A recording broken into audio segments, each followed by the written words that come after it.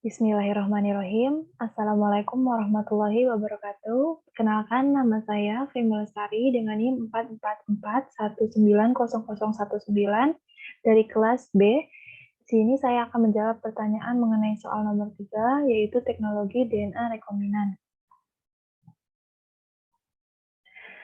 Yang pertama, gimana sih asal mulanya adanya teknologi DNA rekombinan ini? Pada dasarnya, eee, sebelum ada DNA rekombinan, nenek moyang kita sudah menemu bagaimana, eee, cara rekombinasi sebuah DNA. Pada awalnya, nenek moyang juga sudah menemukan keberagaman hasil, panen baik hewani maupun, nabati atau tumbuhan. Misalkan, pada zaman dahulu, nenek moyang sudah tahu bagaimana terdapat ada padi dengan berbagai macam, hasil. Seperti ada yang padi dengan umur panen yang panjang, ada umur panen yang pendek, ada yang batangnya panjang, ada yang batangnya pendek, ada yang, eee, aromanya wangi, ada juga yang aromanya wangi, ada yang pulen dan ada juga yang tidak pulen. Nah, seiring berjalannya waktu karena nenek moyang juga ingin menghasilkan hasil pertanian yang bagus, yang unggul, maka dilakukanlah, mengkombinasi antar padi tersebut. Misalkan ada padi dengan, eee, aroma wangi dikombinasikan dengan, padi dengan umur panen yang cepat. Nah, sering berjalannya waktu terjadilah pengkloningan, eee, terjadilah pengkombinasian antar DNA sehingga berkembang hingga saat ini. Nah, apa sih teknologi DNA rekombinan? Teknologi DNA rekombinan merupakan kumpulan teknik atau metode yang digunakan untuk mengkombinasi gen-gen di dalam tabung reaksi. Jadi ada beberapa teknik atau metode yang digunakan untuk mengkombinasi gen-gen tersebut. Nah, ada 4 teknik. Yang pertama itu ada teknik untuk mengisolasi DNA, yang kedua ada teknik untuk memotong DNA, yang ketiga ada teknik untuk menggabungkan atau menyambung DNA, yang keempat, ada teknik untuk memasukkan DNA ke dalam sel hidup. Sebenarnya teknologi DNA rekombinan ini sudah banyak diterapkan dalam berbagai bidang, tidak hanya di bidang pangan saja, ada juga seperti di bidang eh, obat, vaksin, pakaian, maupun bidang lain yang membutuhkan teknologi DNA rekombinan ini.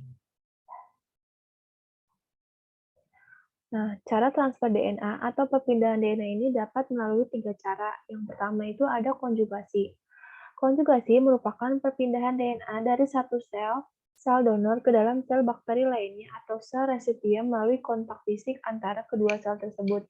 Jadi, sel donor ini akan masuk ke dalam sel resipien, terjadilah perpindahan DNA. Nah, setelah perpindahan DNA itu selesai, maka sel donor akan kembali atau meninggalkan sel resipien dan tidak akan menghasilkan sel anakan. Nah, mekanisme ini disebut juga sebagai mekanisme seksual tapi eee, tidak bereproduksi. Nah, yang kedua itu ada transformasi, merupakan pengambilan DNA oleh bakteri dari lingkungan di sekelilingnya.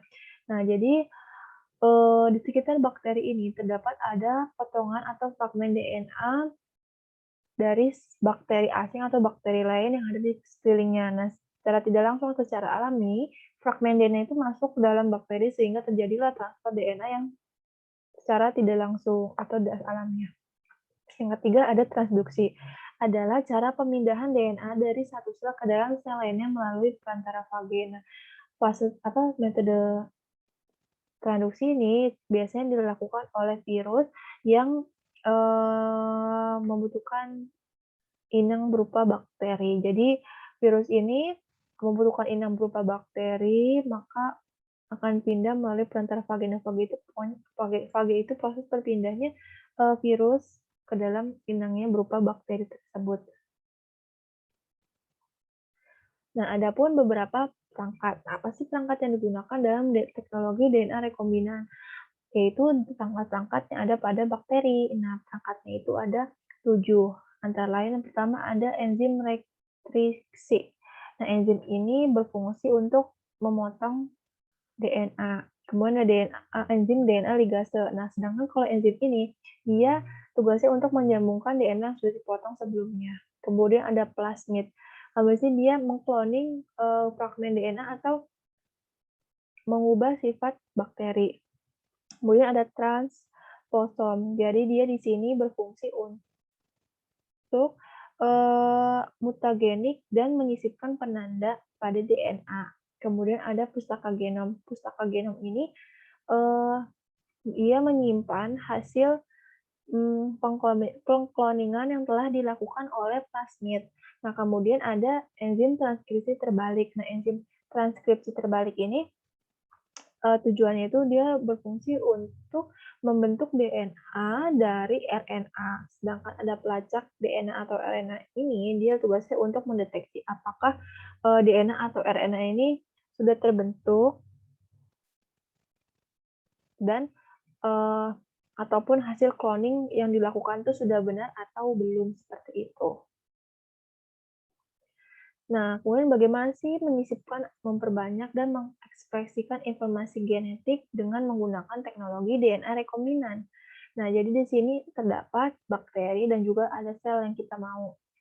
Pertama ini ada bakteri, terdapat ada kromosomnya dan plasmid juga, sedangkan yang gen telah ada DNA-nya. Masing-masing diisolasi, baik isolasi plasmid dan isolasi gen. Nah, dari gen ini akan menghasilkan gen yang kita inginkan. Nah, kemudian terjadilah penyisipan gen.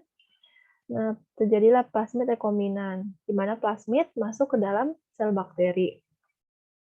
Kemudian setelah masuk, bentuklah bakteri rekombinan. Selanjutnya mereka memperbanyak sel bakteri sehingga terbentuk ini klon bakteri rekombinan. Nah, hasil dari klon bakteri rekombinan ini ada dua, untuk mengcopy gen dan juga mengcopy protein. Kalau untuk mengcopy gen, yaitu seperti gen disisipkan pada tanaman, terus gen untuk mengubah bakteri agar dapat membersihkan limbah. Sedangkan kalau copy protein, digunakan untuk protein untuk membuat salju, protein untuk melarutkan gumpalan darah dalam terapi serangan jantung. Cukup sekian pemaparan saya, kurang lebihnya mohon maaf. Wassalamualaikum warahmatullahi wabarakatuh. Terima kasih.